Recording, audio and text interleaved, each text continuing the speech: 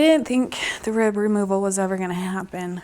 For years and years and years, I wanted it to happen because I just kept thinking every time it flares up, it's the exact same place, exact same pain. If we just took it out, I wouldn't feel it anymore. It would be gone. And I got turned down several times by surgeons saying, we don't want to do it because we don't know what's causing it. Or you're too young, we don't want to disfigure you that much. Or, all the excuses for why they won't do it. And when I met with the surgeon who actually did it, he was very, very abrupt and very to the point of, I'm not going to do any unnecessary incisions. And to him, he didn't seem like this was a necessity. He didn't have much faith that it would work. He didn't think that I had used all my resources per se. And I lost it on him. He wanted to try other options, and I just kind of just let it all out and told him, I'm the one with no life though, and I just want my life back. And say I do all these other things and it still doesn't work, then what? Like, how much more do I have to go through before you'll agree to do something? Because my whole life it's been nothing shows up, right?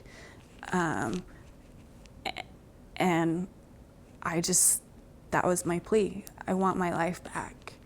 And I was so sure he was gonna turn me down. He said, let's get a CT scan and let's see if something shows up.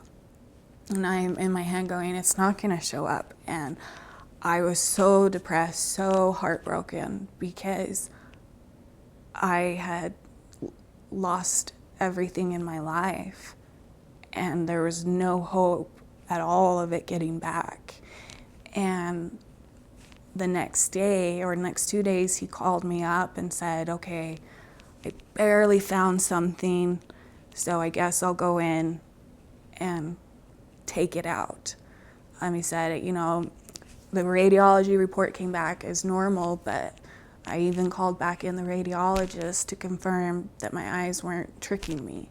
And he finally agreed that there was just a little something. And he had to flip the image in order to see it. Now that could have been the staph infection. We don't know. But he said he would do it. And all of a sudden I just thought, that's my miracle.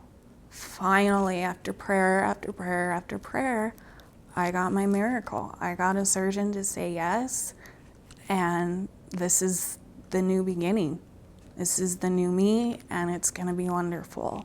And that was all my hopes going into it. And then when I felt so good right after for 2 weeks, I went, I can't believe how blessed I am that this worked and I'm feeling so good and that it was done. And I can forgive how long it had taken, the road I'd been on, because I got my miracle.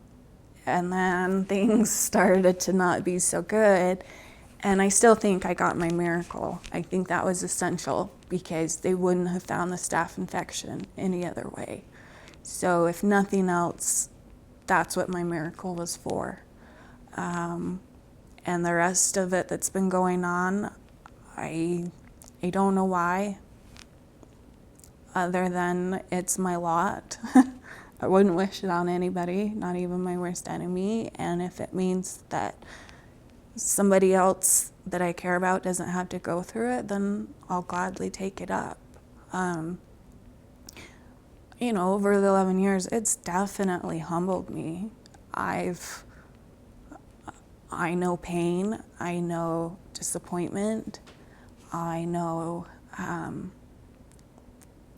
how frustrating it is to go into doctor's office after doctor's office and not knowing what it is to feel desperate, alone,